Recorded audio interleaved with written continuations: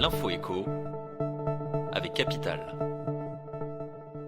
Le chiffre du jour, 100 €, c'est le bonus auquel vont avoir droit les 5,8 millions de ménages bénéficiaires du chèque énergie en décembre prochain. Aucune démarche n'est à effectuer, les foyers recevront directement ce chèque identique pour tous dans leur boîte aux lettres. Le gouvernement justifie ce coup de pouce financier destiné aux ménages modestes par les hausses violentes attendues cet hiver sur les prix de l'énergie. D'après certaines estimations, les factures pourraient en effet grimper de 20% cet hiver. Tous les détails de cette aide exceptionnelle dans notre article. Le coup de gueule du jour risque d'être poussé par certains propriétaires en prenant connaissance de leur avis de taxe foncière. Ce document, déjà en ligne sur impôts.gouv.fr pour les contribuables non mensualisés, le sera pour les autres foyers d'ici le 20 septembre. Et il ne devrait pas ravir nombre d'entre eux car, outre la taxe foncière, cet avis mentionne le montant de la taxe d'enlèvement des ordures ménagères à régler le 15 octobre au plus tard, le 20 octobre pour ceux qui le font en ligne. Et selon le cabinet FSL, la TEOM progresse cette année en moyenne de 2,3% dans les communes de 40 000 à 100 000 habitants et de beaucoup plus à Bastia, Salon de Provence ou encore Compiègne. Tous les taux votés, ville par ville, sont à retrouver sur notre site.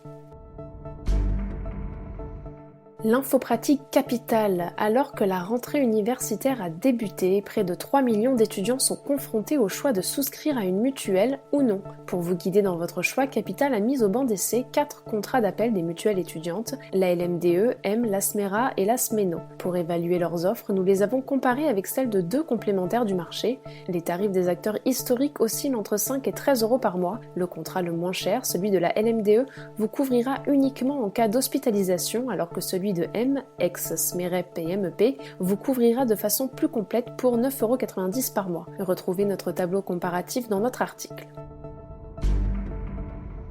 Et on termine par l'annonce d'Elisabeth Borne, ministre du Travail, en faveur des chômeurs de longue durée.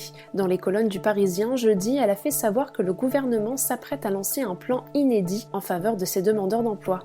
Ils sont 1,5 million en France. L'exécutif prend un engagement clair que tous les demandeurs d'emploi de longue durée soient recontactés par un conseiller de Pôle emploi d'ici la fin de l'année, a insisté la ministre. Le gouvernement financera les entreprises qui accepteront de former ces chômeurs sur plusieurs mois. Pour mettre en œuvre ce plan, les renforts apportés à Pôle emploi en pleine crise sanitaire seront donc maintenus. C'était l'Info écho avec Capital.